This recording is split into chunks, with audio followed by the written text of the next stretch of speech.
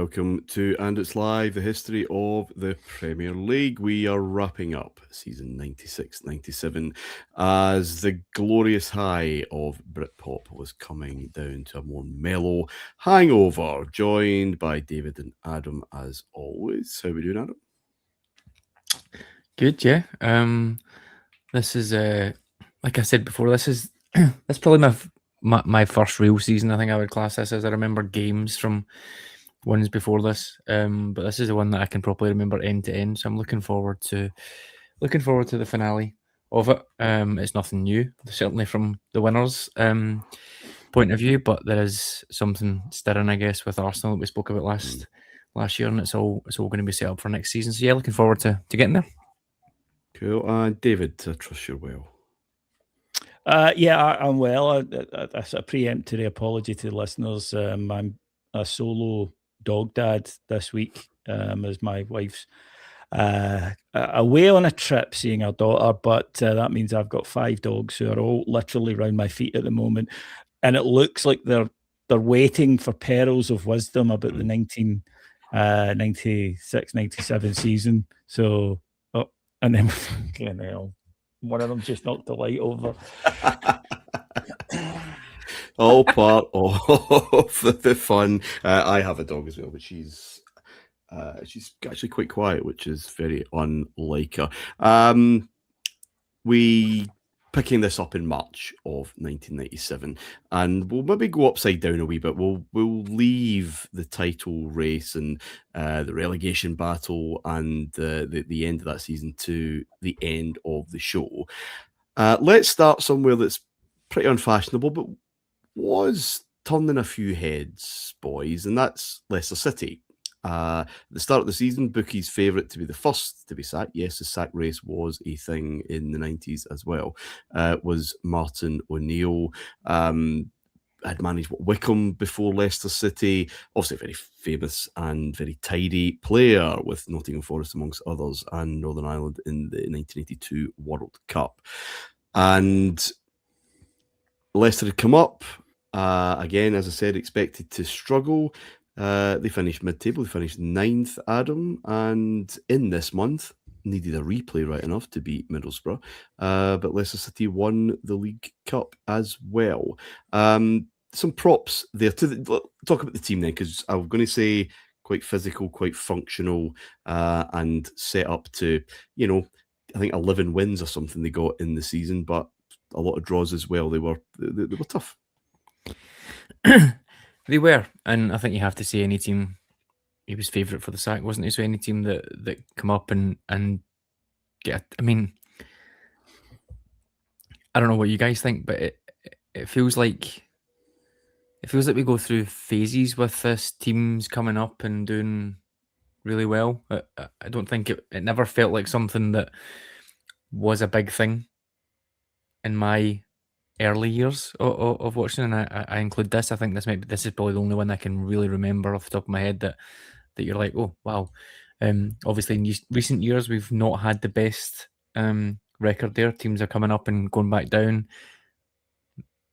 Late 2000s, late 2010s, early 2020s, that there was probably a few that were coming up and doing a bit better, and people were asking about the bridge, like the gap being bridged. But this is the first sort of one I remember where they come up, and at this point, I have to be honest, they come up and you know nothing about them. Me as a 10-year-old, nothing at all. Like the championship is just not, wasn't even called the championship at this point. It's just not a factor. You watched the playoff final, right? I mean, that's a bank holiday Monday. Usually get some cracking games. Charlton and Sunderland would have been the following season, I think. But plenty going on. But you're absolutely right, Adam. No one was watching. The Sky hadn't quite get into that kind of level of kind of widespread investment to the point now, and not now, but I think maybe over the last 10 years or so, maybe that against modern football kind of push that people do watch the championship and do actually quite enjoy it for what it brings. Yeah, no, I totally agree. And the reverse, I think, is true as well. If a team got relegated, they just sort of disappeared from my head for a bit until they came back up. It's probably only really the sort of Newcastle times 10 years later than this. I'm starting to think, well, they're going to go down, and how will they adapt? How will they cope? And they'll come back up, and teams would come back up completely unrecognisable within a season or two. That reset that some teams need for the relegation seemed to be a thing. But at this point, no. Leicester to me are maybe one of the first teams that are, how would I describe it? They're functional. I don't think we've really spoken of we've not really spoken of tactics a lot yet, to be honest. And it's one of those things that there wasn't a lot going on when we did our main event show. There was obviously different teams appearing with different playing styles, different players that you could get stuck into. It has been pretty homogenous here, to be honest. We know that 4-4-2, the odd 3-5-2.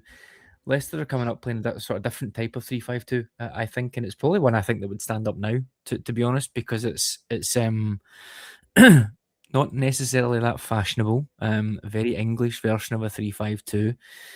They got their distances right defensively. They were compact in the middle. They had two strikers who played high, wide players who helped with the width without necessarily having to be a kind of Beckham type wide midfielder or a Steve McManaman type wide midfielder.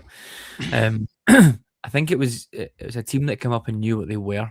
I think Martin O'Neill gave them very clear clarity on their roles. Some great players in there. Matt Elliott, such a threat at set pieces. Muzzy Izzet's delivery was terrific from them as well.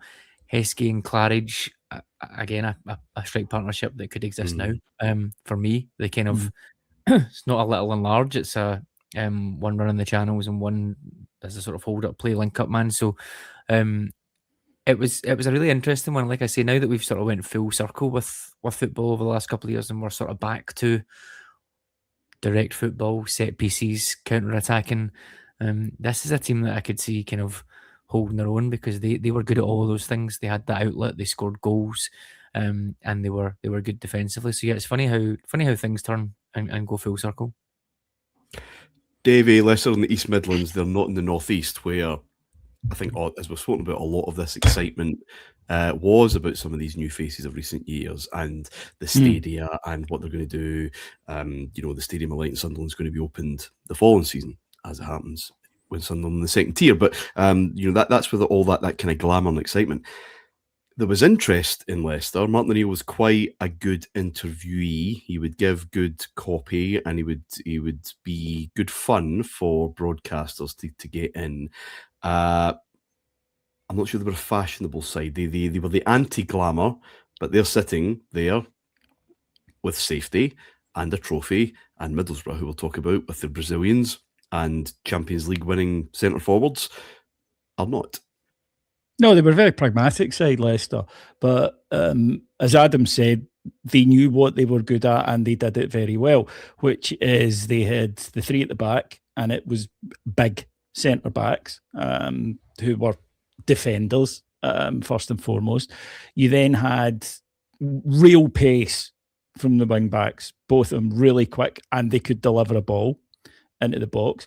You had two combative, what we would probably class now as sitting midfielders, one in further forward in Muzzy Izzet, and then twin strikers, both of whom would work very hard. Claridge was good in the air, Cotty non-stop, both would run channels, both would hassle defenders. They got, these days with a team like that, you would say, well, they got in the opposition's face, and I almost fell into that trap. But everybody got in everybody's face during this era. We're not that far removed from the 80s, but they were very, very efficient at what they did. They were great at set pieces before it became, topic du jour as we were recording. It was just considered a part of the game. I've never understood why, given the amount of set pieces I see in most football matches, you wouldn't want to be quite good at converting those and also quite good at stopping the opposition, putting them into the opposition net.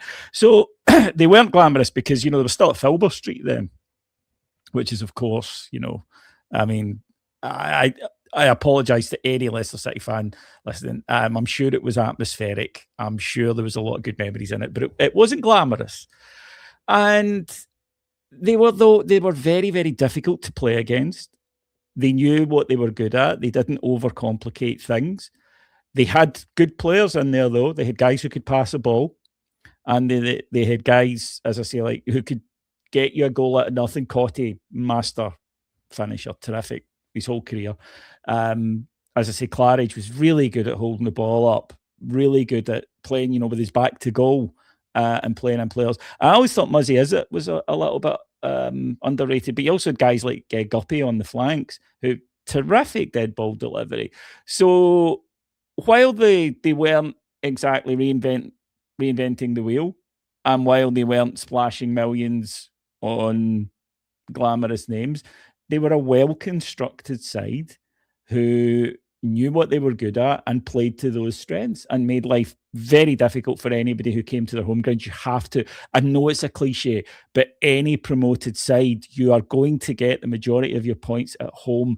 You have got to make it somewhere that people don't want to visit. The famous advice that Alex Ferguson gave Tony Pulis rang him up and said, how do I keep us up? He said, make sure nobody wants to come to play, and that's where we get. Can they do it on a Tuesday night at Stoke? So, no, Leicester were very effective and a surprisingly excellent cup team, though, Martin.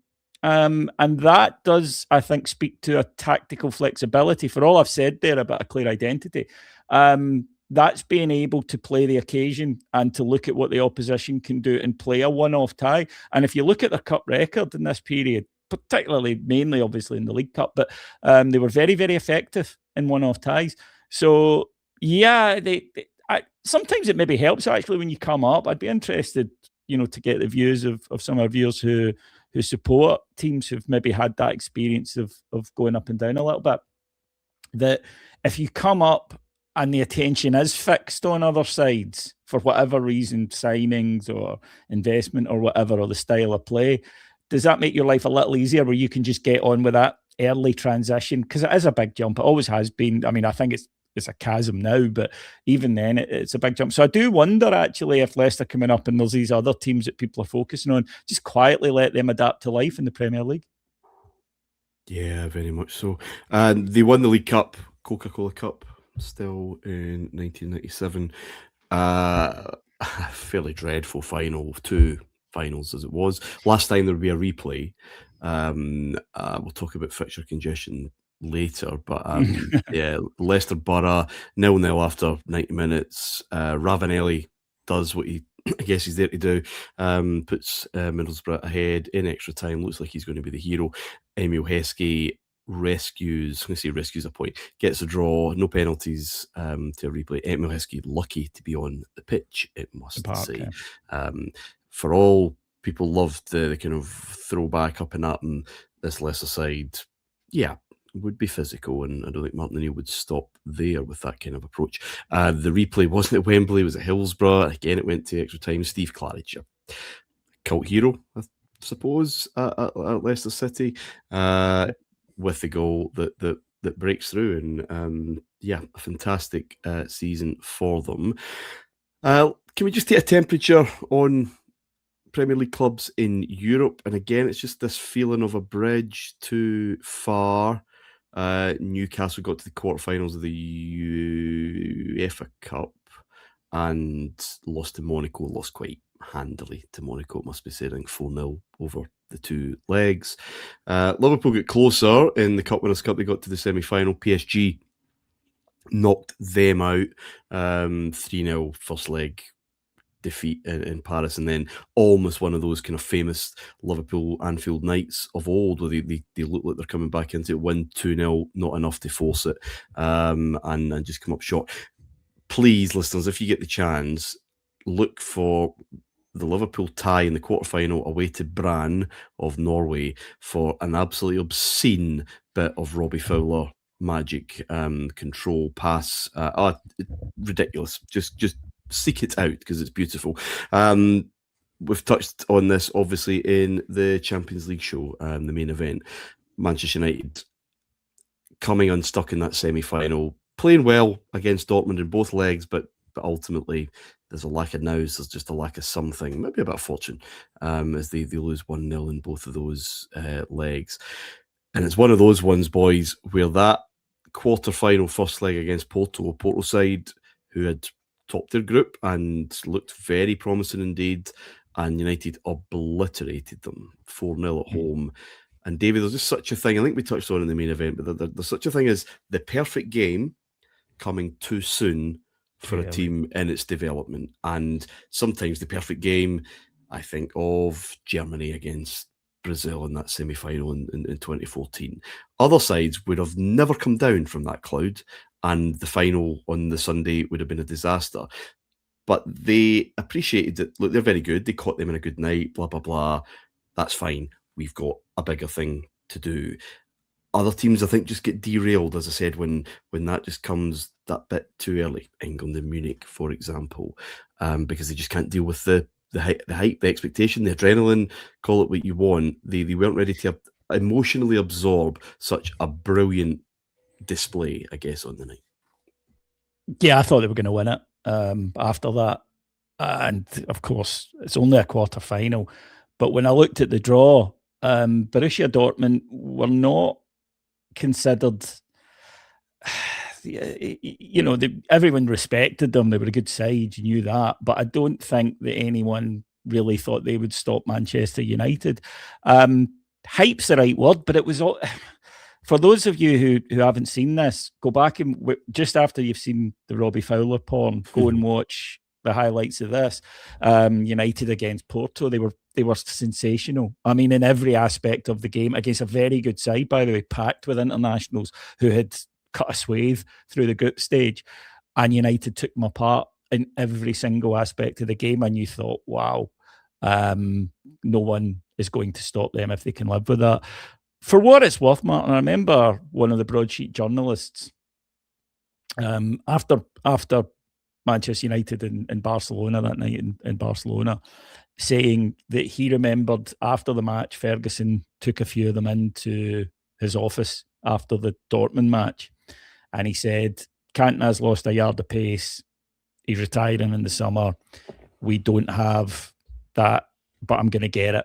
I know who I want. It was Dwight York, as it turned out. I don't know if that's true or whether a journalist was maybe trying to claim some, look what the great man confided in me. But he never went out of his way to correct it, Ferguson, and he probably would have had it been absolute nonsense. That night against, to kind of prove your theory, Martin, that night against Dortmund, 1-0 down from the first leg, and they concede after... really early, and the whole stadium is spooked because it's just not supposed to be like this. Because they have, after that Porto game, the supporters are in the final. You know what I mean? They're booking tickets mentally. Those can be the trickiest games. Managers always say one game at a time, but it is hard if you're a supporter and you see your side, and it's something that you want so much. United hadn't won it for 30 years at this point. So, the atmosphere in Old Trafford against Dortmund that night was strange because they got a goal down. Away goals are still a thing. They need 3. United getting 3 at home's not. No, it's doable, but it was so strange and edgy that night. And I think it was because hang on a minute here, we haven't in any way as a support mentally prepared for this semi-final. We had jumped from Porto to the final, and the team couldn't. Yeah, their bête noire was still in waiting in the final, even if they got there. To be honest, I don't think they were quite ready to overcome Juventus at that point. Adam, just a general point then about English clubs at this moment. It's Arsenal who have done it in the Premier League era, and we talked about George Graham and his canniness and almost turning into a very good cup team, both domestically and abroad. Where are they lacking still? It's not going to be long. Chelsea are going to find some success soon. Obviously, United famously. But where are the Premier League? Where are the Premier League still lacking when coming up against, I'm going to say, the best of Italy, France, Germany, but maybe not quite the absolute best yet. I think it's, as always with these things, there was an element of walking before you can run. Running before you can walk, whatever. Yeah, getting ahead of themselves. Doing something before you could do something else. Doing something when you've missed out the first bit. Yeah. because the marketing, you start to believe this is the best league in the world. We're better than everybody else. As we said last week, it probably doesn't really stand up. They're not hoovering up the best talent in the continent. They're hoovering up players that become the best players in this league that were getting cast aside by French clubs, Italian clubs, a little bit too old for Italian clubs and coming over in those kind of ways. So I think, for me, I think they're where they should be. But as always, everybody wants to push ahead and be this and be that, and English football is going to arrive. I think Ferguson, more than most, as we know, was huge on that. It was an obsession in the 90s, and I think the point that Wenger makes around the idea of extending the domestic season to help that sort of fixture congestion was like, this, you just can't do this. Like, obviously, he's got his skin in the game there in terms of the league, but the wider point I think rings true. And I thought the same with the FA Cup that's coming up as well. It's just a very unserious thing to do.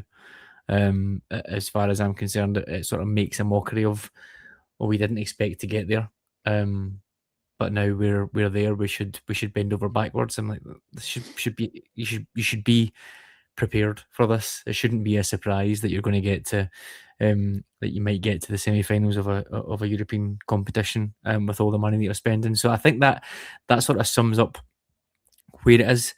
I think it has went through such a huge shift. You mentioned the number of foreign players coming in, even without that, just the type of players that are in the league now, just 2, 3, 4 years later. I think it's only natural that sort of bigger step, dealing with what you've got in your league and having more money than everyone in your league is fine. But then when you're coming up against teams that are just completely different way of thinking, different philosophies built on 20, 30 years of European success and success in these big leagues, I think it's maybe a little bit unrealistic to expect within 4 seasons to have turned it around and be conquering them, albeit with obscene amounts of money. So yeah, I think they are where they should be, but it didn't seem like it was enough for anyone. Ferguson was always very, I think, honest in a way that leagues and people within them can be dishonest about the status of what defines you as a big club, and it's Europe. It's you have to do well in Europe, and Ferguson always stressed that and strived for it. Took it very, very seriously. Obviously, had European success at Aberdeen, and that had really, sealed his reputation in Scotland.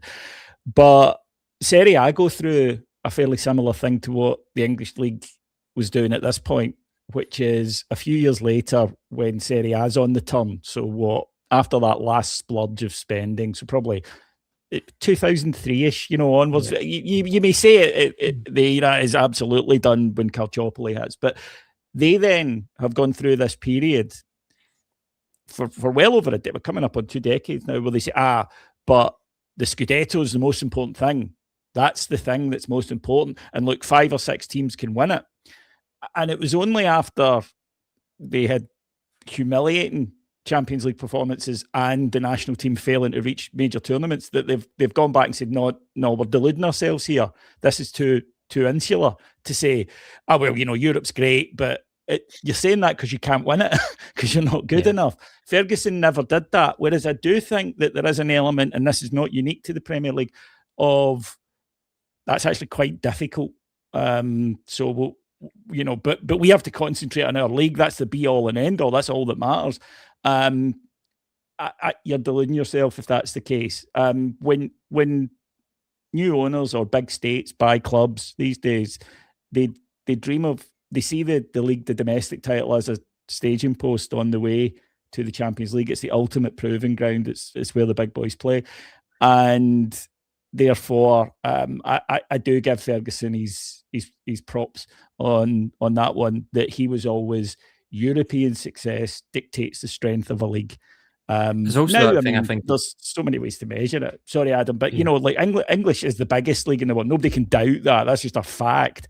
Is it the best? How are the teams doing when they come up against everybody else? Yeah, I think there's that piece that's quite pertinent just now as well in the Scottish title race. Competitive doesn't mean great.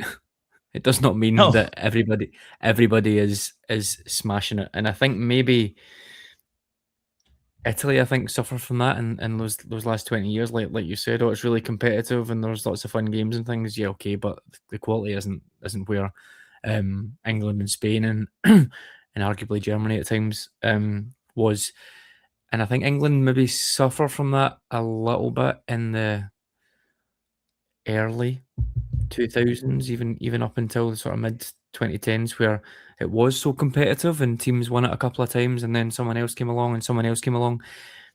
It's not Bayern and Juventus and Real Madrid being guaranteed Champions League football every single year and can effectively just build for Europe. So I think competitiveness can kind of drag you down to a level rather than pushing you on as well. And I think we see that certainly in those two countries for sure. Yeah, you're absolutely right. Owners these days do see that as a staging post, David, or just a way of making people forget how they were wealthy enough to become owners in the first place. Are you suggesting that they didn't grow up dreaming of owning? No, I'm daring to say what others won't, David. Just before we leave some more continental discussion before the break, England are battling to try and qualify for France 98. I'm going to say in a tricky group. Other teams aren't particularly tricky, but Italy very much are. And back in the days where you could have competitive qualification processes for such tournaments. And just a little note, this is February 97. Italy come to Wembley. Hoddle is missing Tony Adams. He's missing Teddy Sheringham. He's missing Paul Gascoigne. But he gambles a couple of places. Adam Letizia makes his start up front with Alan Shearer. He has chances. He fluffs those chances and unfairly maybe castigated for that. Sol Campbell is given that kind of sweeper role, and Alessandro Costa Curta just before about 20 minutes really makes that evident that's maybe not his strength, as Zola, who finds the space beautifully between him and Pearce, goes in. You think he's not got a shot on. Ian Walker probably thinks he doesn't have a shot on, but he very much does, and he busts the net with the only goal of the game. How's this for 90s teams then, gents? England, Ian Walker in goals, Campbell, Neville, Pearce, that's the back three. Beckham, Ince, Batty, Lasso, McManaman kind of floating about behind Shearer and Letizia. And Italy are Peruzzi, Costa Curta, Ferrara, Cannavaro, Delivio and Maldini on either side, Dino Baggio, Albertini, Di Matteo with Casaraghi and Zola further up. Zola's in England now, Adam. What does he give us being, I suppose, the subject of what we're doing these shows about? What does he give the Premier League that no one else had? Does he, or did Cantona do what he did? I think it's just Chelsea getting their number 10, isn't it? It's that next step. We've said for a while now, Chelsea by far the most cosmopolitan continental team, and a lot of that we've covered before. And I think this is the one thing that was so in vogue that they didn't have. I mean, Liverpool have got Steve McManaman in that sort of number 10, who's a very continental, probably the most continental English player, certainly of this decade. Which you've been going to prove. He would, absolutely, yeah. And it's just about that. This is also one of the first times I can really remember this type of, how would you describe this? But like a little hook back to the international stage again. Maybe it's just my age, but a big foreign player coming to England and giving England a bloody nose 3 or 4 months later. I think that was that England's first ever World Cup qualifying defeat in England, I think. And obviously you mentioned there, it puts Italy bang in the driving seat. So that sort of undercurrent is always quite interesting as well. What does Zola give? He gives basically that goal is what he gives that you've just described there. Small,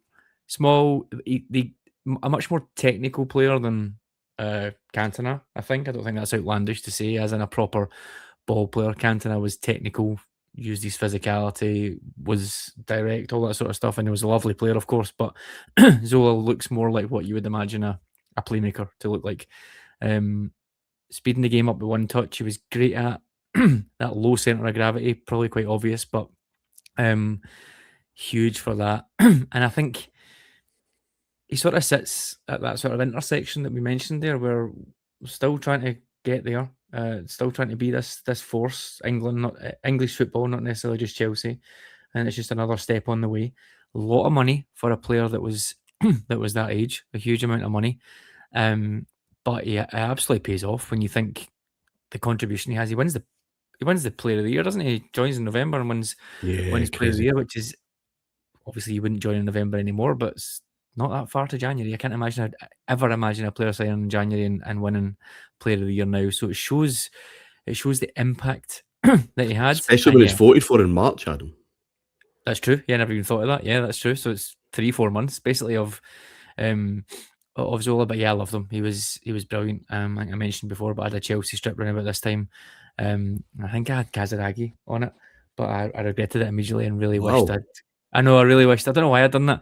I really wished I'd got Zola, for obvious reasons. But yeah, he was brilliant again. Just that. Your dad probably, if they charge by the number, your dad probably wished you got Zola rather than probably Kazaragi as well. But yeah. What? Sorry, Adam. Sorry.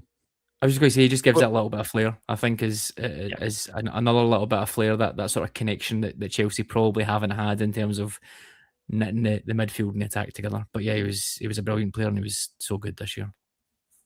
What he brought was exactly there. Adam nailed it. Everybody fell in love with him. Winning a Player of the Year inside 5 months, effectively. That is literally, a case of opposition players, media, fans falling in love with him.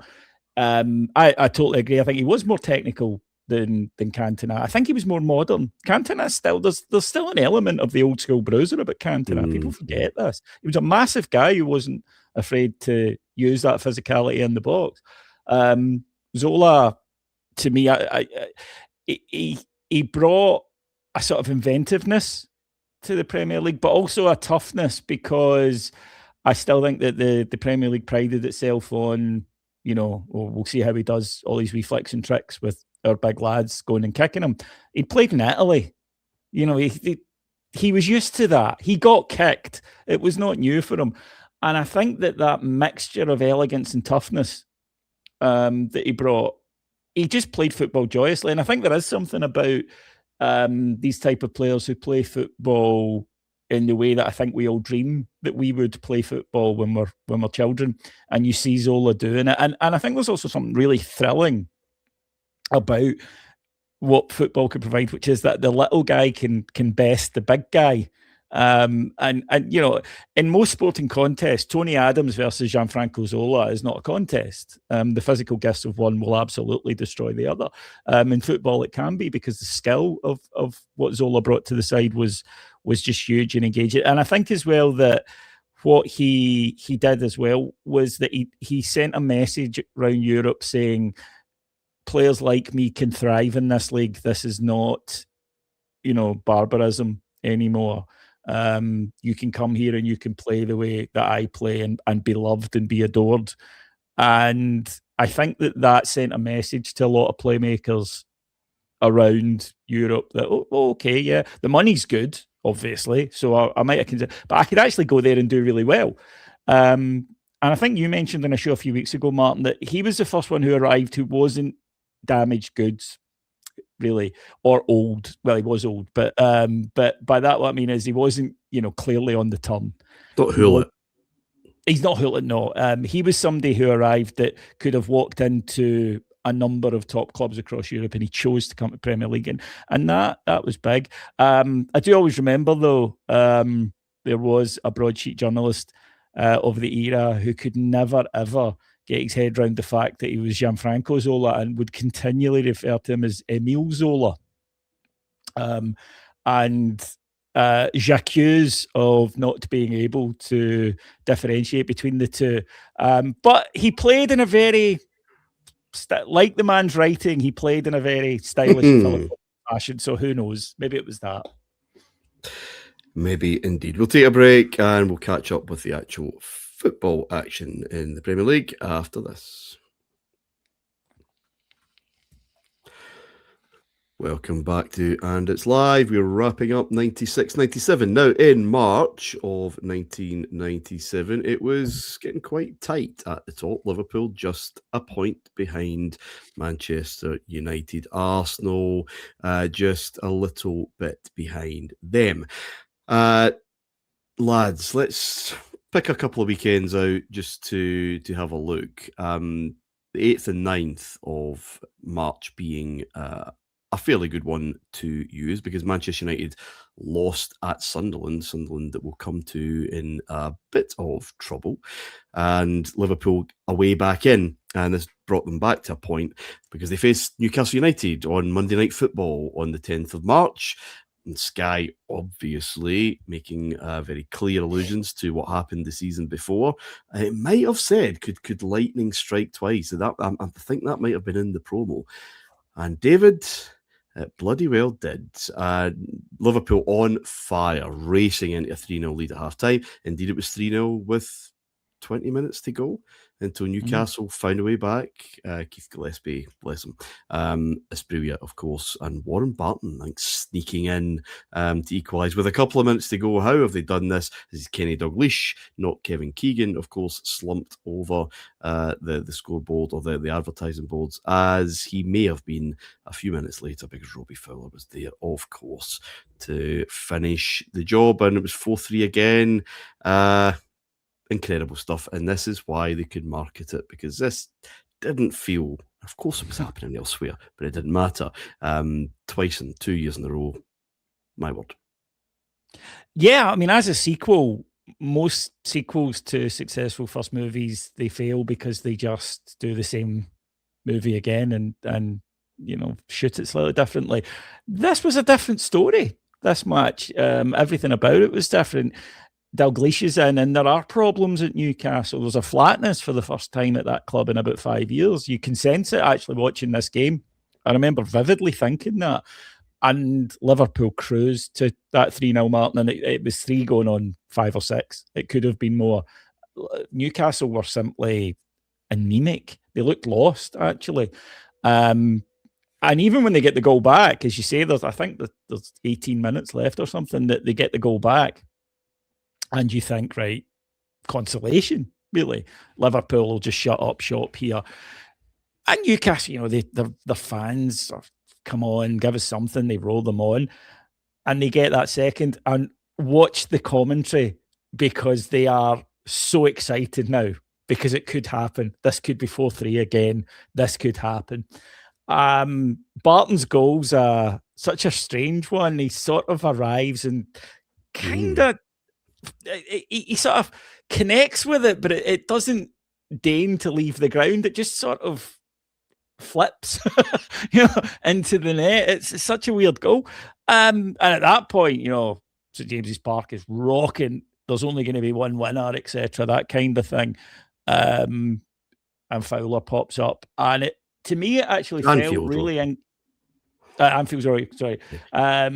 The away end was rocking, but to me, it kind of felt like it really summed up where Newcastle were now.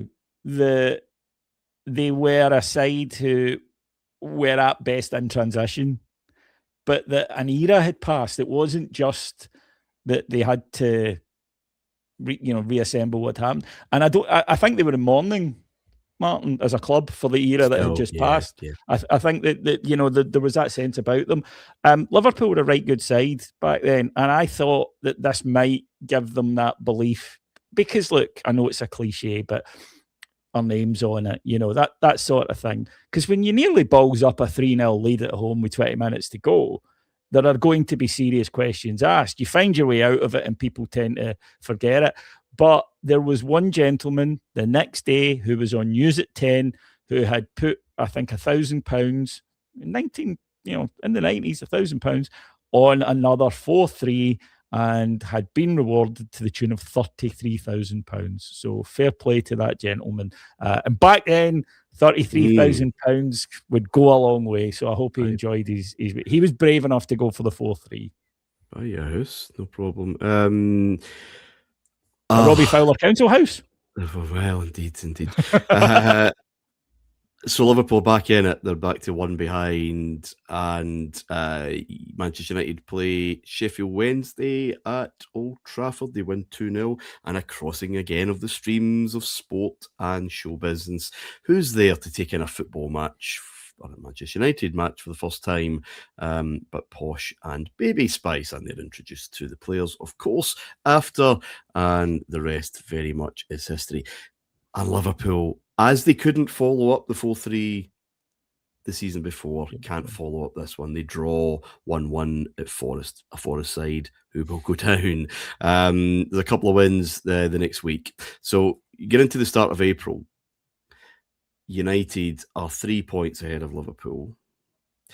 United are starting to look at a bit of congestion with their Champions League semi-final legs coming up, and all of this. There was no games at Easter, gents. Imagine no Premier League games at Easter. Football's going woke. Because this, one of the things about that Wembley game that we talked about, that's midweek. That's when internationals happen. Now they're being moved to the weekend, and that's shifting obviously games going all everywhere if you don't have enough players obviously to play them. That international weekend was an Easter one. I think England actually played a friendly, so they're not even actually playing kind of genuinely competitive games. A lot of consternation about that, but Ferguson asked for the season to be extended because, thinking back to 1992 when Manchester United should have won the last First Division title and famously didn't. But I think there's 4 games to play in a week. And that's one of the big reasons why Ferguson wanted that postponement. Arsène Wenger, new to the country, of course, was against that and had a few kind of comments to make about Manchester United and their influence. United then played Derby County at home, a Derby County side that was doing all right again. I'd come up and punched Paulo One-Shop, a very, very explosive striker, as he would be on that day. Derby won, incredibly won 3-2, opening the door then for Liverpool to go level on points that day, which of course they can't take up. They lose at home to Coventry. Again, these games, they don't have it. They just do not have it. We'll come back to what that means, the context of the title race in a minute. Ferguson's interviewed after the Derby game, and he's asked about Wenger's comments. Now, he does at least two interviews in the tunnel, one for Sky, I presume, and one for BBC Match of the Day. He is livid about this interloper coming in and telling us how to run the game.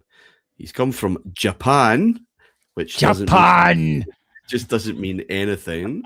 And he's absolutely furious, and he's incoherent a wee bit. He's kind of tripping over his words. He says, I want to hear him talk about Schmeichel and Ian Wright, what Ian Wright did to Peter Schmeichel the other day. He wasn't saying too much about that. And until he's done it, he can keep his mouth shut, firmly shut.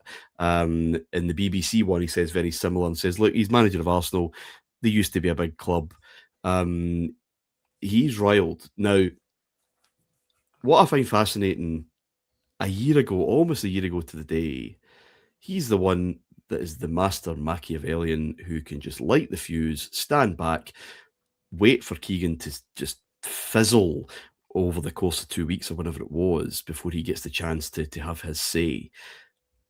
He's lost it there. He is not in control, and maybe it's because we're very attuned to the West of Scotland angry man that I don't think this is for show, even though he repeats it. He's absolutely fizz. Who does this guy think he is? That's it. That's exactly it. That you've nailed it. Who is this guy coming in to my world, by the way, my world, the one I dominate. And who is he? The pronunciation of Japan. It's brilliant. Please go and see it. I'll put the link in the show notes.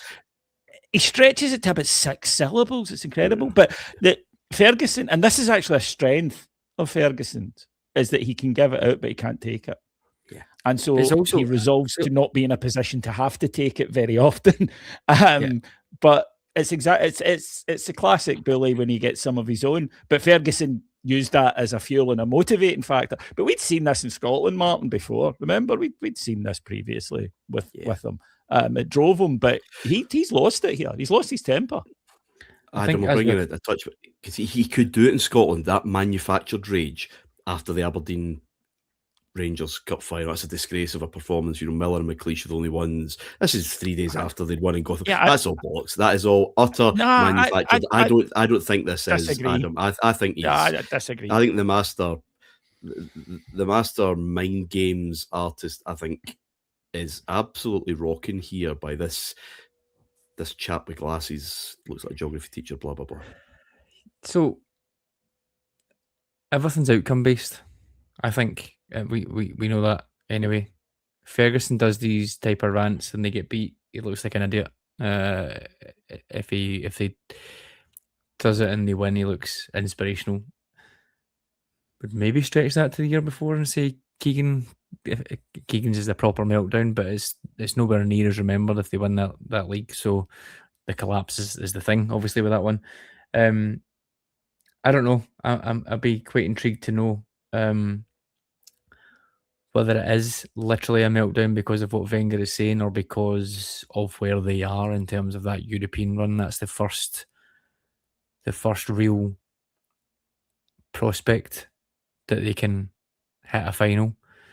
So I don't doubt he's putting on loads of pressure, lobbying for whatever, and someone calling him out on it maybe just touches the nerve there. So I don't know if it's quite specifically Wenger, or if it's maybe just the stress of the circumstance. But yeah, I think for sure I don't think that's manufactured, that one at all. I think that's a proper head loss moment.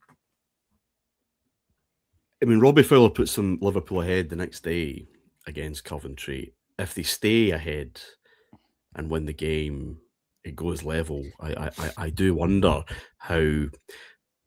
I think you're right, Adam. If Liverpool manage to just see it out, they've got a home game against United coming up, which of course we'll touch on.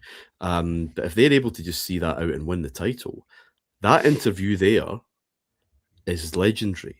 It's his Keegan. In the way that Keegan is. But Liverpool can't, and United are able to win the next couple of games. Liverpool can't. Everton take a point off them at Goodison. So I think Manchester United are 2 points ahead with a game in hand going into this big Sky game at Anfield in April. 11:15 in the AM, this is kicking off. And I remember a lot of the ex-pros that were pundits saying, this is the middle of the night for footballers. This is just... what they're shoving down their throats at breakfast. This is, we'll be playing in the moon if Sky asks and all of that kind of stuff.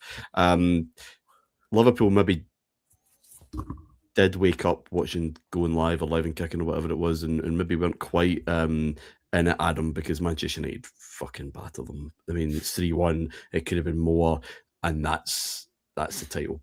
Pretty much done. And again, no one cares about that little bit of spikiness. It's United are going on a run, and it's all good. I think that's the key points. This for sure is the title shaping game. I think Beckham again. This isn't a season for Man United that is then blowing teams away. I think we started with that at the start of this season, didn't we? We had to sort of remember what Man United were. They've been on the ropes at various points here. This is not them playing the football that they'll play a couple of years later. They win this title by staying in the league, if you like, staying in the game, and then handing out this game. So they are the team with the mentality, the team that have won over the course. They can turn up in this game and not blink first, basically. And they know that Liverpool are not as good a team as they were, for sure. Yeah, they've got some talented players. Berger was doing well. Bjornaby done really well this year. I think he gets nearly double figures for assists in the league. They've obviously got Fowler.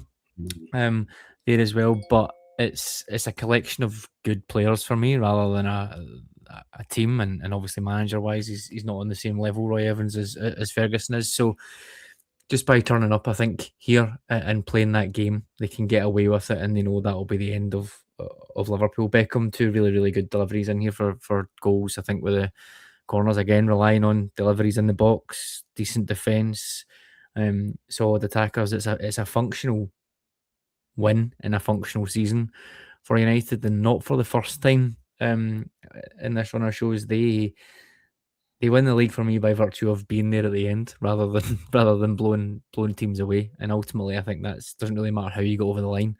There's more than one way to do it. And yeah, this is the defining moment for me. Liverpool just, ironically, again, we spoke about Newcastle collapsing after their big win against Man United. Liverpool collapsed after their big win against Newcastle. Something like, is it two wins out of the last 9 league games, or 3 wins in 9 out of the last league games is horrendous. If they had stayed the course, like you said, in a couple of games, not conceded a 90th minute loss to Coventry, stayed in a couple of other games, then who knows? But they didn't. They did not. United were supposed to be crowned on the Maybank holiday Monday as champions. They were playing Middlesbrough at home. Sky had billed it as a kind of British double champions, because Rangers would be playing Motherwell live on Sky the same afternoon, and they were going to show games back to back, and it was going to be lots of trophies.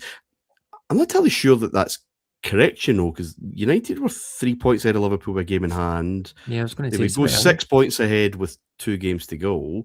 I mean, very unlikely as Dormy, whatever. Liverpool would have to rack up the goals and whatever. But so I'm not entirely sure there would be. Certainly when being presented, because it's still the home game. It doesn't happen. They draw, and it kicks on into the later that. I think the next day, actually Tuesday night, Liverpool go to Wimbledon. A Wimbledon side who have done well this season, and probably the last time we will say that. Wimbledon are 2 up, which means United are going to win the title. They do get a goal back from a debutant, and a very young debutant, and that, of course, is Michael Owen. And yeah, that's him. And I remember that well. I remember there was also a lot of chat in the schoolboys, and Sky made a big deal, I think, of the kind of Nations schoolboy championship, didn't they? And there was a lot expected of him, and yeah, immediately scoring a Premier League goal in your first game. But it wasn't enough. United crowned champions in the end. Again, boys, can we take a wee look down to the bottom? I mean, Nottingham Forest, they flew high the season before. Sadly, that will be them gone for a bit.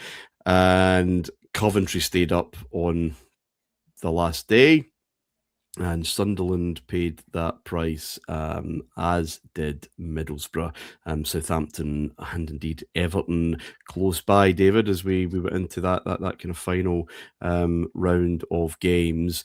A bit about Coventry before we talk about Borough and Sunderland, because there was a sense of a circle in the drain a wee bit. Yeah, in fact, they were in the bottom 3 before that final game. Yeah, they did. Coventry had a great example about teams who later Sunderland would become this, that you can get away with it so often that I think you always assume you're going to, but it just takes one where you don't. But Coventry did this a lot, and they had that sort of nous, if you like, when it came to keeping your calm, keeping your cool as you got to the end of the season. That Anfield result, Martin, enormous. For both sides, but for Coventry it was huge. They had some reasonable firepower, Coventry, for a side at that end of the table. But they were very inconsistent. Darren Huckerby was very highly thought of, and again, add him to the list that's now into double figures of English forwards who could take over the world. It's just the worst time. Yeah. The worst time to be coming through as a forward. Yeah, but no, he was really, really good player. And they did have firepower. And I think the thing with this Coventry team is when it was good, it was very good, and when it was bad, it was very bad. They didn't have a base level that I think, that you kind of need if you're down there. Forest are proof that not everything in modern football is brand new. Recruitment. Forest had a horrible couple of years in terms of recruitment after a couple of really good ones, but they pissed that Collymore money right up the wall and then some. And they were left with these very expensive duds. And this is now going to be something we're going to see, I think, over the next 3-4 years. English clubs buying guys from the continent, paying them, 2 or 3 times as much to get them to come. And then when they don't work out, you're stuck with them. And this is before, 1-year loans were really a common thing at this point. If you had a player that wasn't much cop, you were sort of stuck with him unless you could get someone to take his wage. And that was Forest. The recruitment was just dismal and it caught up with them. I think that Sunderland, I wonder how much the pressure, Martin, of that we cannot go down. Everton actually recently, as we record the podcast in 2026, it was an almost existential thing. At Everton, that new dawn just on the horizon. When you can physically see the stadium as you go about your business in the city, and you see it, it's built, it's you're just about to be going into it. It is almost like I wonder how much that pressure told, because in a city like Sunderland, which is football mad, right? That was, the players were going to be hearing that all the time. That we cannot go down, we cannot kick off next season not in that. I wonder how much that affects you. Yeah, absolutely. So Forest are down before the last day. They're in 34. Coventry and Middlesbrough have 38 points, and Sunderland have 40. So Coventry, as I said, are in the drop. They go to Spurs. That's the kind of place you want to go when nothing matters, isn't it? They win 2-1.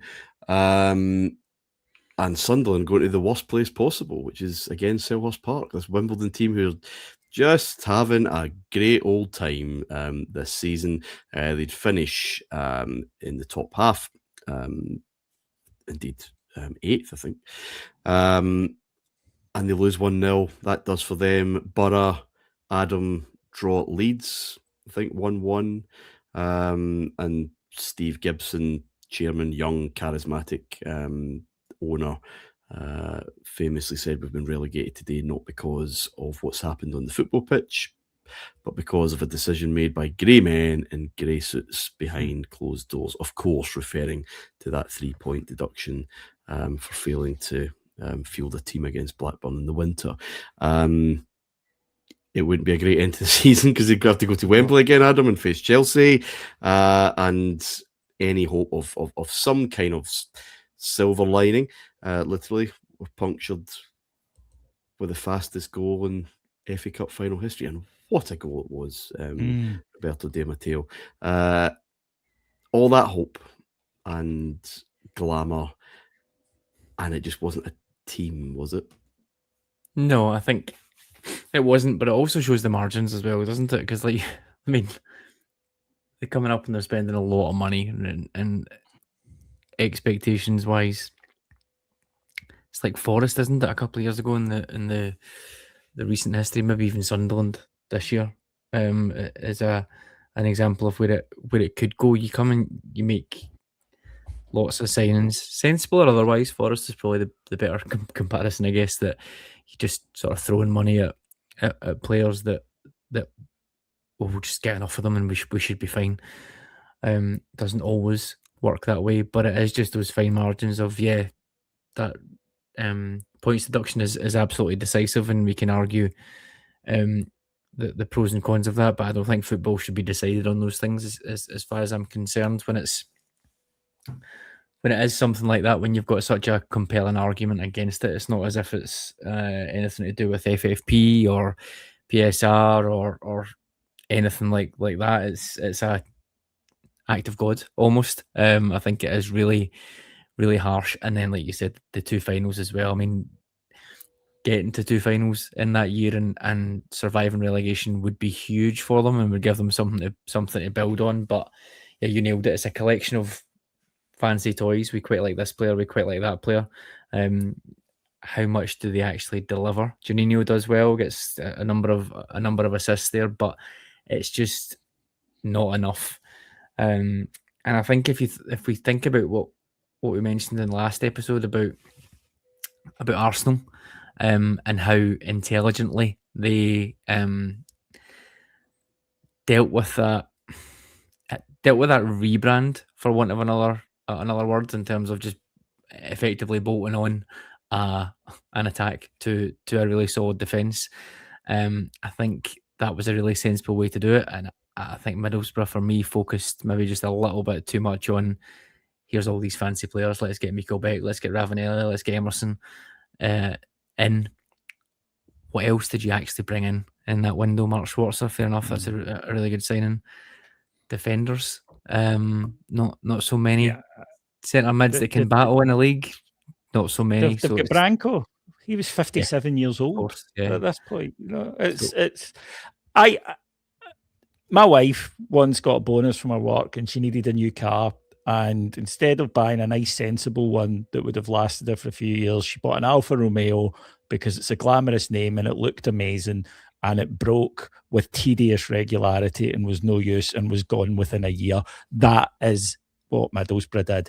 And it is alluring when suddenly agents who'd never take your call are taking your call, when suddenly the reflected glamour of this unbelievable Juventus team is available to you, when you can speak to these guys. It's you're getting to do things that you dream of, but it's all just if football you could go from A to Z without doing the steps in between. Everybody would do it. It would happen more often. It doesn't happen. Do you remember that semi-final against Chesterfield, Martin? Yeah, fantastic fun. Yeah, they could have gone it. I think League One, Division 3 at the time, Chesterfield. I always remember they had John Duncan with the big shaggy hair. And I think the biggest regret that Middlesbrough fans have, obviously, the anger about how they get relegated. But I think the biggest regret is those 2 cup finals that you mentioned, Martin, 3 matches and they don't turn up in any of them. And that, after the glamour of the run and the drama of that semi-final, the nation watched that because, Chesterfield's run, obviously, but captivating match. I think if VAR had been about, by the way, Chesterfield would have made that FA Cup final. Absolutely. I think it was Old Trafford, wasn't it? It was a lot of fun. The other semi-final was Chelsea and Wimbledon, and Chelsea won 3-0, but Zola, I'm sure, scored an absolutely gorgeous goal, as he tended to do. But again, teams wanting their Cantonas and no one wanting their Palisters, really, is the lesson of this particular season. We'll take a final break and we'll wrap up 96-97 when we come back.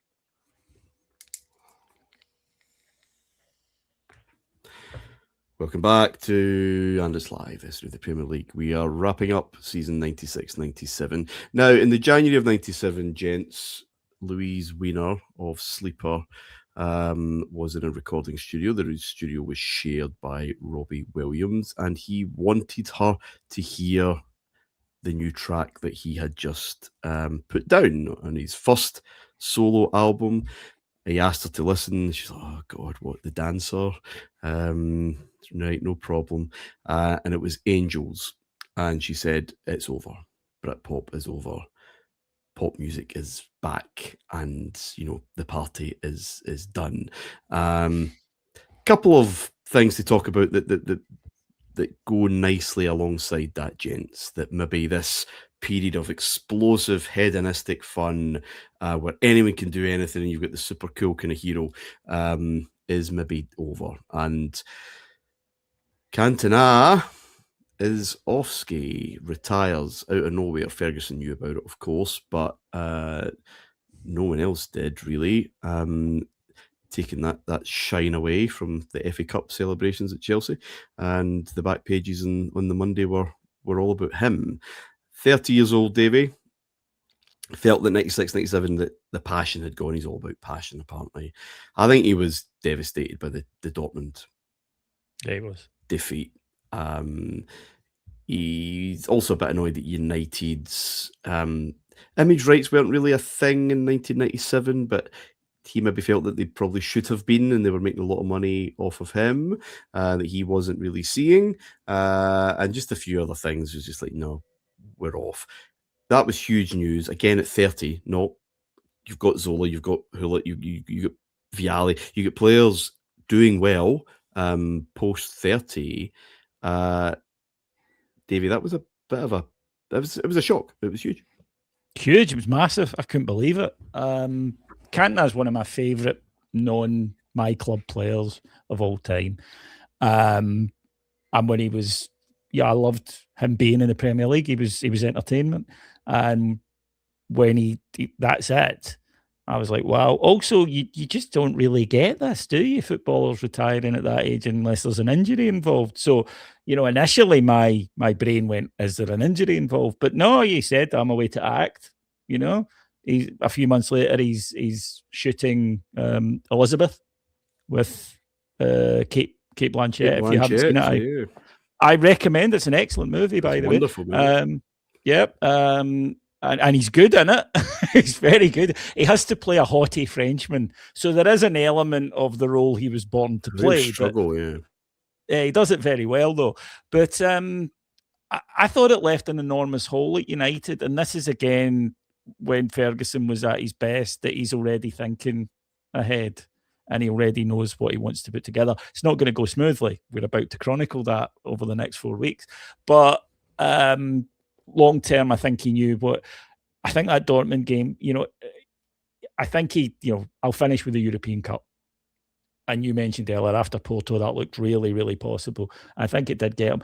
But he's never shown any interest in going back, or that he regretted it, or he wished he hadn't done it. And I think you're absolutely, he's just built differently, Cantona. And I think there's something to be said for footballers.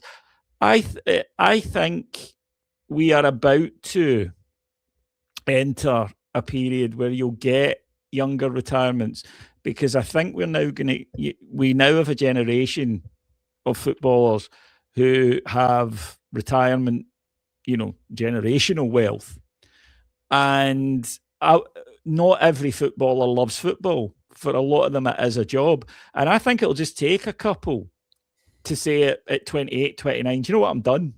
Actually, I don't want to do this anymore. I'm going to go, I'll invest my money, or I'll build a business, or I'll buy a desert island and sit on it. I think it will become more common. But the fact is, even now, it isn't. So back then, it was just a shot. There was comparisons drawn to Best. He's the other famous one who but he flamed out. Cantona didn't. It was all very calmly and professionally done. United fans, though, were in mourning. There's no other way to put it. It was a bolt from the blue and a horrible bolt from the blue for them at that. In a way, though, I suppose, is it easier? Because it's not the rejection of, I want to go to another club. It was, I'm done. I wonder if that's a wee bit easier to take. I'm sure everyone watching has had the heartbreak of when a hero leaves your club and tries to comfort you with, oh, it's not you, it's me. Why? It is me. I can change. But he just went, and I did for the next couple of years think, I wonder if we'll hear about a comeback. He's training with the first team, and no, never, done. Adam, Ferguson wrote years later that, not to disparage any of the great, very good players that I've worked with, but I've only worked with 4 world-class players, Giggs, Scholes, Ronaldo, and Cantona. He is mythologized in this era. He is obviously huge in setting United off in this course. And this might be sacrilegious, but he struggled in the Champions League. He was a very good player playing in England when English football was not yet there. At this time, to be considered world-class, surely you had to play in Italy. Is he overrated? No, I think he's of his time for sure, and that's why I really respect this. There's a lot to be said for knowing when it's time. I think not very often you get to write your own ending in that way. He was probably quite happy with it. Come May 1998, maybe less so. Come May 1999, but those are the chances that you take. So no, I don't think he's overrated. I think he was talismanic. He was terrific. He reinvented that position. Not really by doing anything fancy. Like we said, the first couple of years, it wasn't necessarily a number 10 or anything. He just played, and it was simpler. But he certainly brought that first continental flair for me. Anyway, as a young fan, he was someone you could look to and say, "Oh, that's different. We don't really have that here in the UK." So no, I don't think it was overrated. I think it's the right time to go for me. I think certainly with hindsight, it is becoming, and to your point, it is becoming more tactical, more about fitness, more systems based. We've just spoken about Wenger, and okay, he's potentially getting ridiculed at this point. He won't be in 6 months' time. So No, it's a great time to go if you don't fit like that. We know you mentioned there the sort of, well, there was off-field issues, but you mentioned there the kind of backroom issues in terms of branding and all that sort of stuff. It's moving towards that. He's a clever guy. He'll see how football is moving. He'll see the money that is being thrown at players. It's probably only natural. And I would say the type of player that he is, I think his peak is there. It's gone probably at this point. He's not. Can't imagine him sitting at the base of midfield, spraying passes about, or being happy with the odd 20 minutes off the bench while Dwight York's banging them in. That's not really going to deal with his ego. So yeah, I think there's a lot of strands there that when you think about it logically, it makes sense. Would he have played a bit part role to be there for 1999? If you put it in isolation like that, I think he probably would have. Would he have been in the team? No. Would he have been in the squad? Would he have been in the bench at that point? He nailed it. No, he wouldn't. No, he wouldn't. And unless he could turn up on the day and play a part. And he's not, as you say, he's not going to sit for 6 months, second fiddle. God, at that stage, he'd have been fifth fiddle, wouldn't he? Because United did those four electric straight in so many different combinations. Nobody completely escapes their age, Martin, at the age that they exist in, and Cantona doesn't. And it's a tricky one because the Champions League isn't quite fully fledged yet in this period. English clubs are still only back in Europe a few seasons. They're learning how to play in it. They're readapting to it. I think it would have been an easier thing to say with certainty if his time in England had been, instead of 92 to 97, was 02 to 07. I think we'd have a far better idea of it. Personally, I think he would have, had he gone to Inter in 96 after the karate kick, I think he would have thrived in that era because he was exactly the type of player that would have thrived over there, time and space on the ball. Over there, at that point, strikers were allowed to score 3 goals and do nothing else in a game. And I think he would have thrived in that Inter era. World class is a tough one because the metrics we use to judge it are major tournaments back then, and now Champions League only. And I think that it is more difficult to say. But as Adam says, you can only judge him in what he did. He won the league title with 2 different teams. It's not easy. He was a pivotal part of both of them, which is not easy in any top 5 league to do. I think for a couple of years he was world class. One of my things is that sometimes I wonder if we bestow world class on whole careers, when to me, there's a moment. I'll go further then. I mean, he is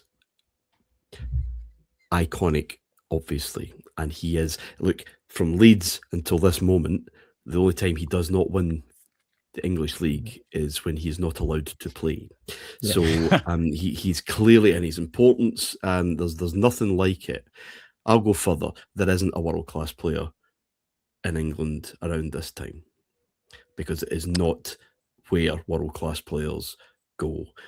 Bergkamp at this moment is not world class. That's why he got binned from a world-class league. He will, but it's not there yet. This is not the proving ground for that. The Champions League is.